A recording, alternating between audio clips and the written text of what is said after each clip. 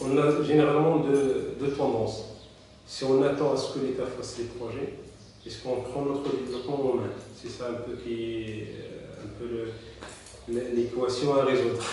Est-ce qu'on attend l'État ou on prend la question du développement là?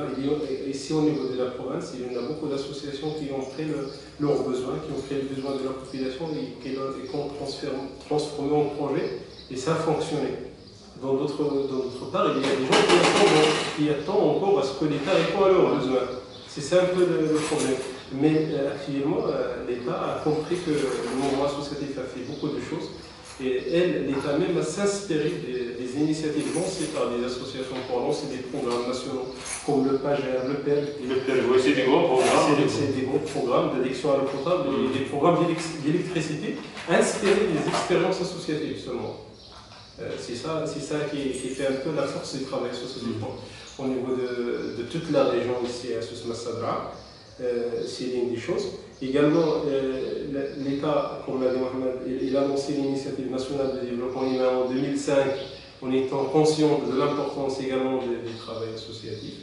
Et ça commence à donner des résultats également. Et ça tourne. Si on s'est arrêté à attendre juste même si on se réfère, c'est vrai que la fonction de départ des associations, c'est l'encadrement, c'est la formation, c'est la sensibilisation, c'était ça les trois fonctions principales de l'association.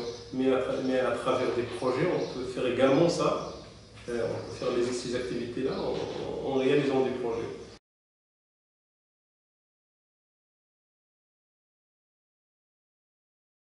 Même le Maroc, ça devait être fait par l'État.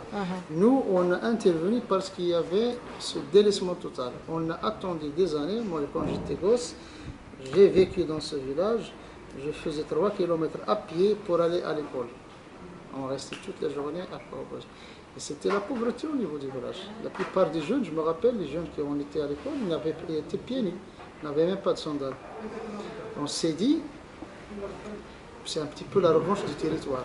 Quand on a grandi, on est devenu des cadres, on avait une dette vers ce village. On ne va pas laisser ce village marginalisé où il n'y a ni eau, ni électricité, ni école. Donc, et on est revenu et on a fait ce qu'on a fait. Donc, du moment qu'on a cet esprit de conscience, on peut agir. Et je crois que pour nous, c'était ça. On le dit toujours, c'est les hommes qui font le territoire, c'est pas le territoire qui fait les hommes. Donc on a changé notre destin parce qu'on a voulu le changer. Et du moment qu'on reste à attendre, on va toujours attendre pendant 30-40 ans. Le Maroc, il est immense. Il y a encore des zones qui ne sont pas électrifiées. Si on attendait notre tour pour le développement au Maroc, on aurait attendu un autre siècle. Mais du moment qu'on a commencé, on a réglé nos problèmes en 20 ans. Ce qu'on a fait, c'était un rêve, je le dis toujours. En 92, on n'espérait pas arriver là. On avait un seul objectif. Depuis, vers le robinet, et ça s'arrête là. Et depuis, vers le robinet, c'est l'histoire du développement de la Dune qui a fait tout ce changement sur le territoire, sur les mentalités.